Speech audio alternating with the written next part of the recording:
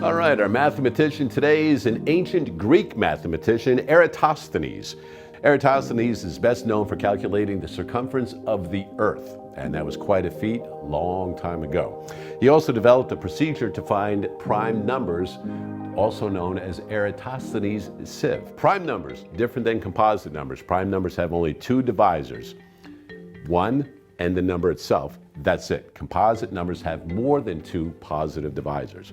So let's take a look and see how even numbers can be made of two primes. So in 1742, another mathematician, a German mathematician named Goldbach, conjectured. So when you make a conjecture, you hear it a lot of times, they go, well, my mathematical conjecture is. So they're guessing, they're surmising, they're kind of taking a different approach to it. They don't quite have it proven yet, which is why it's a conjecture, not a theory. That every even number except 2 is the sum of two primes. Although many brilliant persons have studied this problem, it has never been proven or disproven. So we're going to take a look at his conjecture for these even numbers by expressing them as the sum of two primes. So 6, we need to make it two prime numbers. So obviously we can go 1 and 5, those are two prime numbers, and we can also go 3 and 3. You can't go 2 and 4 because 2 and 4 are not both prime numbers. 10, so think about 10. What ways can you make 10 using prime numbers? Well, we know 3 is a prime number, and we can add 7 to it.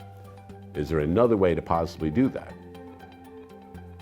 Well, 5 is also prime, so we can do 5 and 5. So the number 14, let's keep going with the 3s. We'll see how far we can get with 3s. 3 and 11, so that one will work. Is there another way to do 14 other than 3?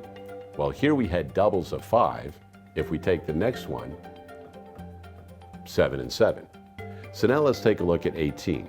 Can we continue with our 3? Well, if we put 3 here, we're going to need 15. 15 is not a prime number, it is odd. But you can do 1, 3, 5, and 15, which makes a composite, not prime.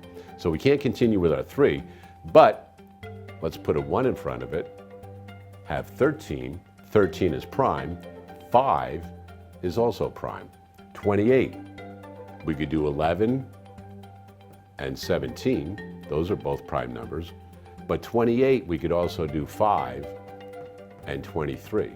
And since 23 is one of our favorite numbers here on Do the Math, we're going to stop at 23. You can try 40, 64, and 100 and see if you can come up with two primes to equal each of those numbers. That is our mathematician of the day in ancient Greek, Eratosthenes.